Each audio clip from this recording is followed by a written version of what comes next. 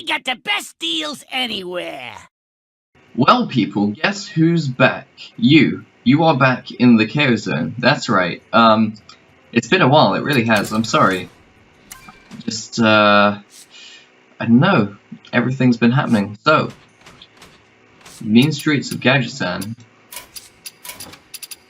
is going to be making its way to Hearthstone very, very shortly. I thought I'd do a little bit of I'd say a quick review. It's probably not going to be a quick review. But either way, yeah, we're going to do that. We're going to do that. Alright, let's go. Let's go.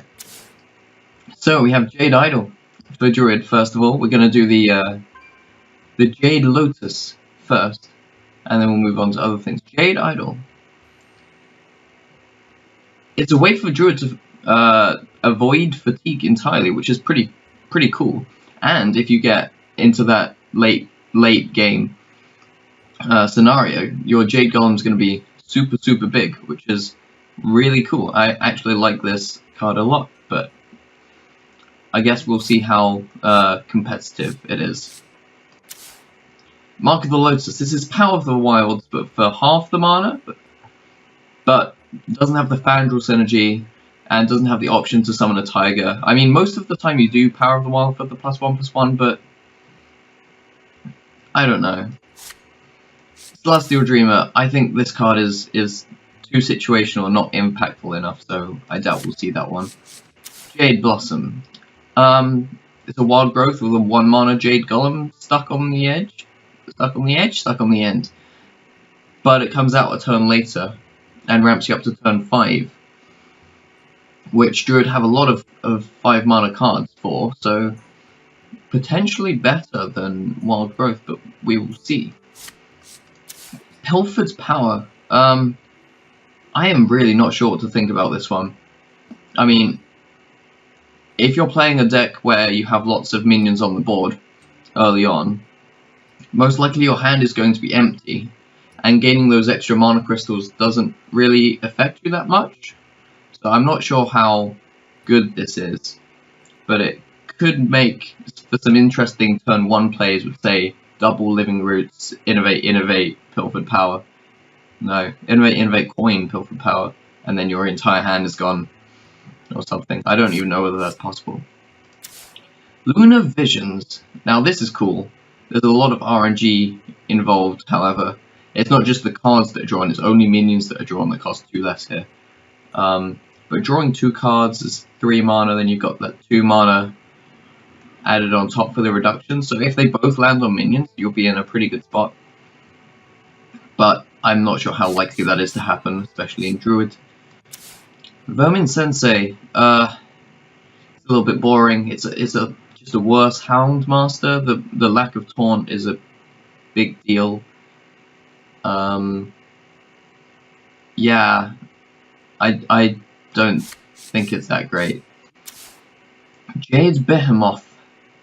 I actually really like this. You've got your Fen Creeper, the 3/6 taunt, and then you've got Battlecry stuck on it as well with Summon a Jade Golem for 1 mana as well.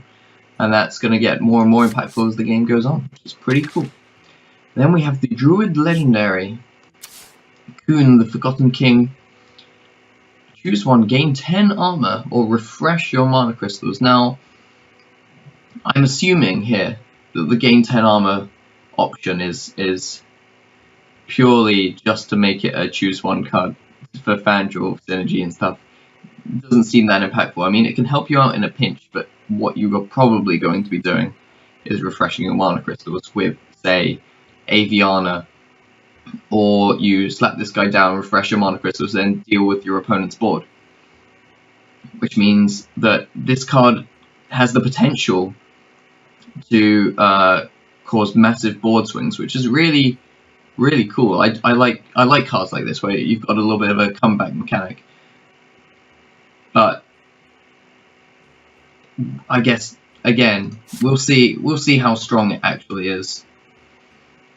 Next off in the Jade Lotus is Rogue.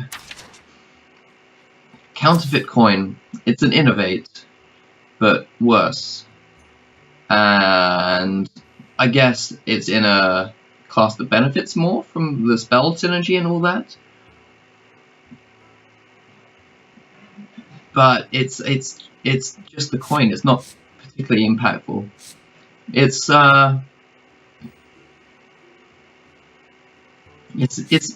similar to Tomb Pillager in that you want to have these in your hand, whereas Tomb Pillager doesn't lose you card advantage, and Tomb Pillager gives you a body on the board as well.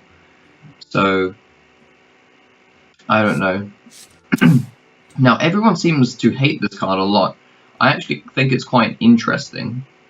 I'm not saying it's strong, but this is an optional battle cry. You can choose to return a friendly minion to your hand or not, which means you can play it as more of a flex card. So you can just drop it down when you have a board, so long as you don't play it after something else.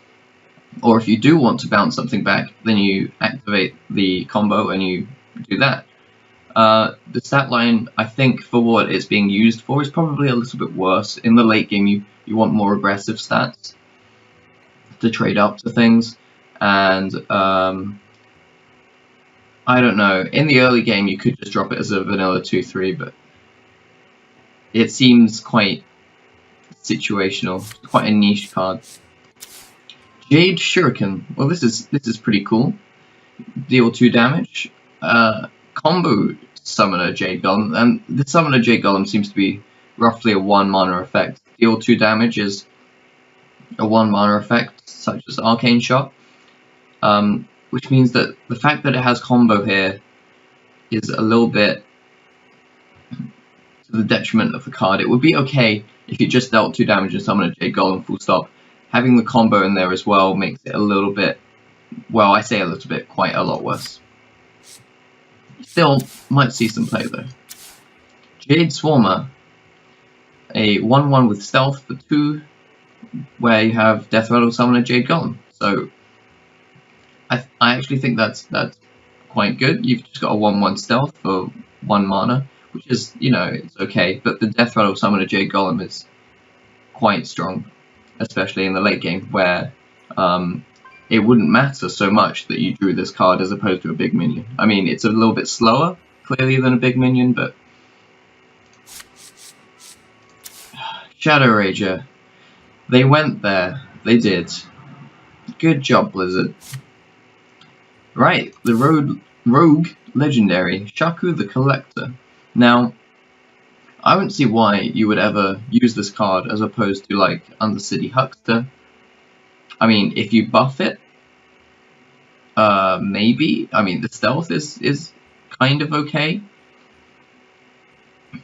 But I don't see it sticking around for very long. Your opponent's probably going to remove it. It's quite easy to remove. And you may as well have just played a Undercity Huckster at that point, because that's 1 mana less. Shadow Sensei. I'm not sure how often you're going to have stealth minions on the board. I'm not sure how strong the stealth archetype of rogue is going to be. If it becomes quite strong, it's probably going to be due to this card though, because this battle cry is very nice. +2/+2 for effectively just 1 stat point is very good, but it's quite conditional in that you have to have a stealth minion. So we will see again more stealth, and this card has the opportunity of staying in stealth, so it works very well with the Shadow Sensei. But with 5 health, I think it's fairly likely to attack and kill a minion and regain the stealth once. Maybe not twice. Depends on whether you buff it or not, I guess. All in all, I think it's an interesting card. I don't know how impactful it's going to be though. Then Lucky Do Buccaneer. This card is just crazy. It's similar to, I think, the Blackwing.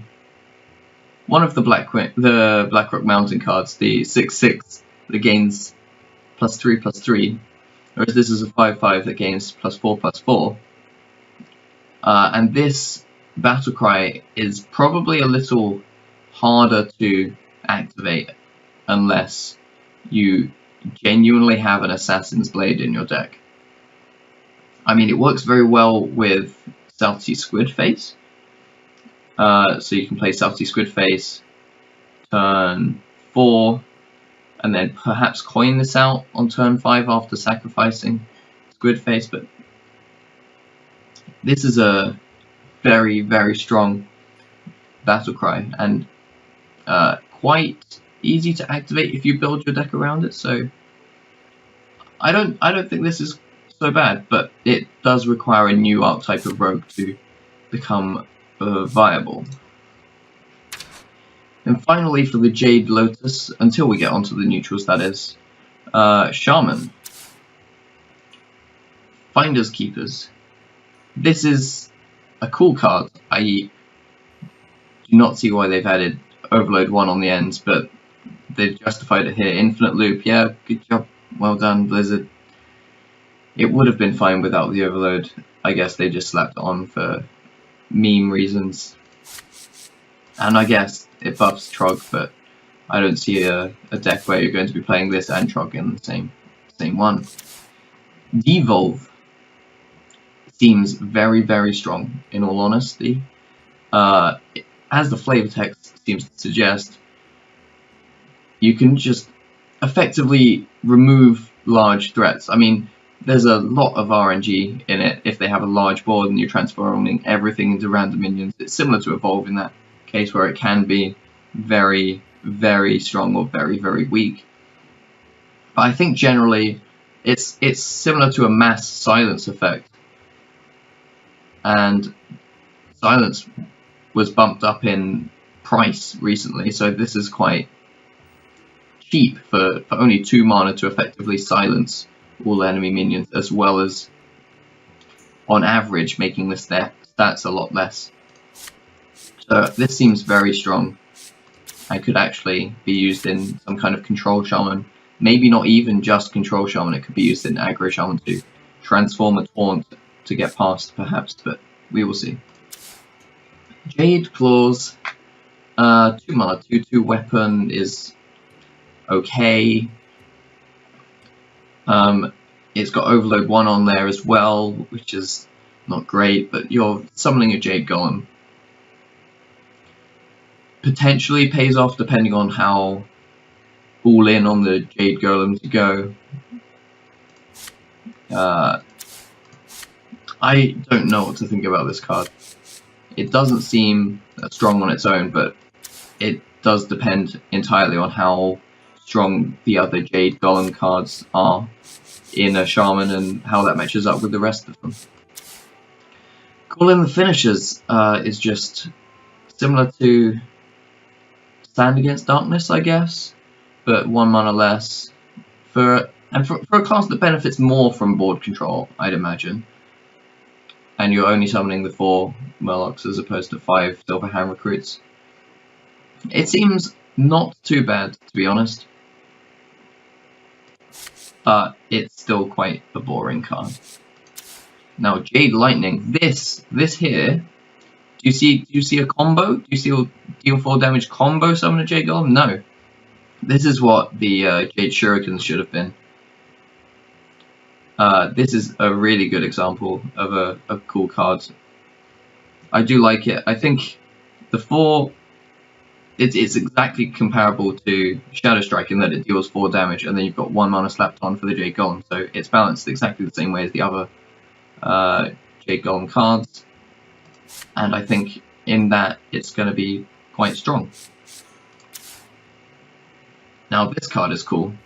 It's a very, very simple card. You're just restoring 6 health at the cost of Overload 1. The 4 mana 3/6 stats is premium. Defensive stats, which helps with the defensive effect. So it's got good stats. And 6 health for 1 Overload, it's not even 1 mana, is pretty good. Although Overload tends to be more of a tempo effect. And this battle cry is certainly not a tempo thing, but it does mean that if you are going to die before turn 5, you perhaps get an extra turn. Lotus Illusionist. This seems really, really interesting. I think it's probably quite strong. It's quite hard to remove a 3/5 on turn 4 or 5, and it transforming into a random 6-cost minion is quite a big deal. I haven't looked at 6-cost minions, but I think that the majority of them are probably pretty good. So yeah. Then the Shaman Legendary White Eyes, 5 mana 5/5 taunt with Death Rattle. Shuffle the Storm Guardian into your deck. So note that this is a Death Rattle, so you can N'Zoth it. And the Storm Guardian, right, is a 5 mana 10/10 taunt, which is pretty damn good. This is going to be a lot of fun in, say, a Reincarnate Shaman, perhaps, Ancestral Spirit Shaman, where you can get loads and loads of Storm Guardians in your deck, and then perhaps N'Zoth them all, and then just laugh as you spew out 10/10 taunts after 10/10 taunt. It's going to be really, really good for Control Shaman, I think, and I'm excited for that. And we have Jade Chieftain. 7 mana 5/5 is mediocre stats. It's really not great, but the effect here, especially in the late game, is actually going to be very strong. If you've got enough Jade Golems summoned by that time, you might get a, I don't know, say on average a 3/3 taunt. So you're getting 8/8 stats over 2 bodies, one of them with taunt, all for 7 mana, which is, you know, pretty good. Right, and then if we just Jade Lotus, have a look at the neutrals. Here we go. There you go. You got your basic summoner Jade Golem. This is a little bit overpriced compared to the other Jade Golem cards, where you've got a 2 mana body here, and your 2 mana is being spent to summon the Jade Golem. But it's an immediate effect, and you're getting 2 bodies immediately. So I think that this is probably going to see play if you really want to go in for that Jade Golem synergy. Yeah, it seems okay. Lotus Agents. This is the Lotus version of all of the other cards. There's one in each set where you have discover a card of your class, basically, because you can't. I'll have to test this out to know exactly how it works, but I don't believe you'll be able to discover cards from the other classes unless they've hard programmed that in. But if you are able to do that, this suddenly becomes very cool. Yeah, we'll just have to find out. And then Aya Blackpaw. Now, at very, very least, you're going to get 8/6 worth of stats in total, right? I'm sorry if I didn't make this clear. Jade Golems are 1/1s to begin with, and every time you summon an additional one, the next one you summon has +1/+1 from the one you just summoned. So start off at 1/1, the Battlecry will summon a 1/1 if you haven't summoned any others, and the Death Rattle will summon a 2/2. Which means, yeah, 8/6 stats for 6, which is decent, and that's at very least. If you play her with any other Jade Golem cards, she becomes exponentially better, basically. And it's a Death Rattle, which means you could N'Zoth her if you want, or bounce her back to your hands and do all kinds of crazy stuff. It seems very, very, very strong, this whole Jade Golem stuff. But yeah, I've been talking for way too long about this, so I hope that you're still with me. I really hope that you're as excited for Gadgetzan as I am, and hopefully you'll tune in for the next one where I talk about some of the other cards. Right, okay. I'll see you in that one, guys. Take care. Oh. Nope. Just gonna stop that there and everyone missed it. Right, I feel like I should defend a little bit more than I am.